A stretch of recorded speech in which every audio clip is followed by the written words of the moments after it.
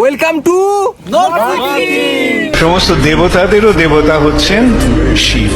मौसम मौसम था सुहाना बड़ा मौसम मौसम। এই রকম টিফিন খাওয়ার পর মনে হচ্ছে স্বর্গের রাজ্যে বাস করছে। 5 নম্বর দিন। তো আজকে আমরা নামচির দিকে রওনা দিচ্ছি গ্যাংটক থেকে। চলো। সত্যি বলতে বারবার পাহাড়ে কেন ছুটে আসি জানেন?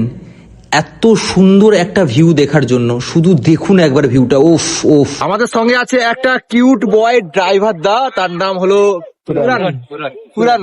ও দাদা স্মাইল लो दादा, ओ कैसा स्माइल देखो, बहुत बढ़िया है एकदम। बहुत अच्छा है, बहुत अच्छा है, बहुत अच्छा है ना। सिनेज का है तो बहुत अच्छा है। জায়গাটা টেমিটি গার্ডেন, এটা নামচি সাইডে একটা সাইড সিন। এটা রাবাংলা যাওয়ার পথে পড়ে, আর আমরা রাবাংলা যাচ্ছি তার আগে এটা ঘুরে নিলাম। আর নিচে যেগুলো দেখা যাচ্ছিল সব মেঘ, এগুলো বৃষ্টি, আমরা বৃষ্টি পাচ্ছি বলেই মেঘটা দেখতে পাচ্ছি। এমনি নর্মাল ওয়েদারে, ক্লিন ওয়েদারে আর পাবে না, এটা মেঘের ওপরে আমরা আছি। এখানকার সবচেয়ে বিখ্যাত রুটি হলো সেল রুটি। আপনারা যদি কখনো এই স্থানে আসেন, একবার হলেও এই রুটিটা খেয়ে ট্রাই করবেন। আমরা এখন এসে পৌঁছেছি সিকিমের নামচিতে।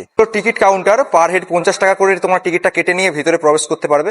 এই মন্দিরটি 4 ধাম নামে পরিচিত। আমাদের ধর্মগ্রন্থের যে 4টি ধাম রয়েছে, বদ্রীনাথ ধাম, জগন্নাথ ধাম, রামেশ্বরম ধাম, দ্বারকা ধাম, এই 4 ধামকে এক জায়গায় স্থাপন করার জন্য এই জায়গাটা 4 ধাম নামে পরিচিত। এছাড়াও এখানে পেয়ে যাবেন 12টি জ্যোতির্লিঙ্গের দর্শন। আর যেটা না বললে নয়, আপনার কপাল যদি ভালো থাকে অবশ্যই আপনি কাঞ্চনজঙ্ঘার দর্শন এখান থেকে দেখতে পাবেন। এখান থেকে আমরা চলে গেছিলাম রা বাংলো বুদ্ধা পার্ক। আমরা পার হেড 50 টাকা টিকিট কেটে বুদ্ধা পার্কের ভিতরে প্রবেশ করলাম। চারিদিক অন্ধকার দেখে আপনারা ভাববেন এটা কুয়াশা, কিন্তু না, এটা হলো মেঘ। সত্যি বলতে আমি কোনোদিনও ভাবিনি এত সুন্দর রাজপথ দিয়ে হেঁটে যাব, তাও আবার মেঘের মধ্য দিয়ে বুদ্ধদেবের দর্শন করতে। ও মাই। 6 নম্বর দিন সকাল সকাল আমরা ইস্ট সিকিম ছাঙ্গু লেকের উদ্দেশ্যে রওনা দিলাম। আমরা 100 টাকা রেন্টে জুতো নিচ্ছি, কারণ এখানের যে বরফটা রয়েছে, এখানে বরফের জলের পরিমাণ বেশি। বরফের চাদরে মোড়া পাহাড় যদি আপনি খালি চোখে দেখেন, জীবনের যত বড় যন্ত্রণা বা কষ্ট থাকুক না কেন, সেটা ভুলে যেতে আপনি বাধ্য।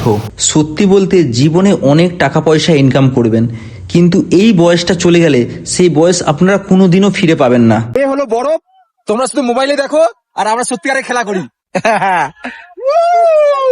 উড়তে চলছে ইন্ডিয়া ভার্সেস পাকিস্তান। এই দেখো, সেটাতে বরফ ছুটছে আর আমরা এদার থেকে।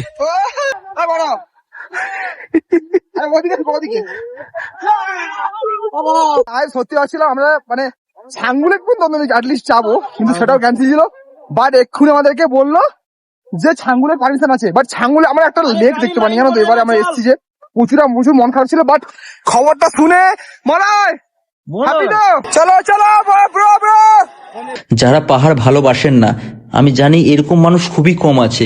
রাজপথের দুপাশে বরফ, বরফের চাদরে মোড়া পাহাড়, এত সুন্দর মায়াবী প্রকৃতি, এর প্রেমে পড়তে আপনি বাধ্য। অনেক বিধি নিষেধ অতিক্রম করে আমরা পৌঁছে গেলাম চাঙ্গু লেক। চারিদিকে শুধু বরফ আর বরফ। আমরা পৌঁছে গেলাম ইন্ডিয়ার সবচেয়ে উচ্চতম রোপওয়েতে। এখানে টিকিটের মূল্য ছিল পার হেড 450 টাকা। আমরা এবার চাপবো রোপওয়েতে।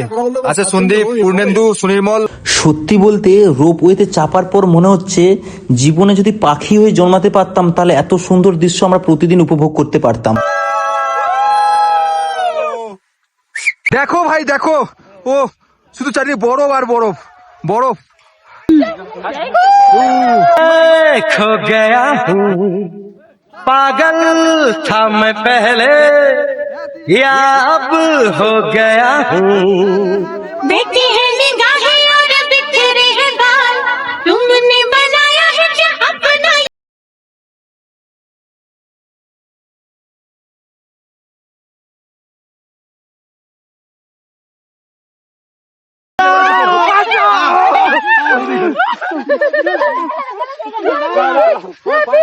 একটা সময় ভাবতাম টিভির পর্দায় এই সব দৃশ্য দেখে কবে এই জায়গায় পৌঁছাতে পারবো আর এই রকম বরফে ঢাকা পরিবেশ আমরা উপভোগ করতে পারবো। অসংখ্য ধন্যবাদ মলয়কে যে এত সুন্দর ট্রিপে নিয়ে আসার জন্য। যেহেতু আমাদের গ্যাংটকে লাস্ট নাইট ছিল, সেক্ষেত্রে সবাই মিলে একটু আনন্দ করে নিলাম।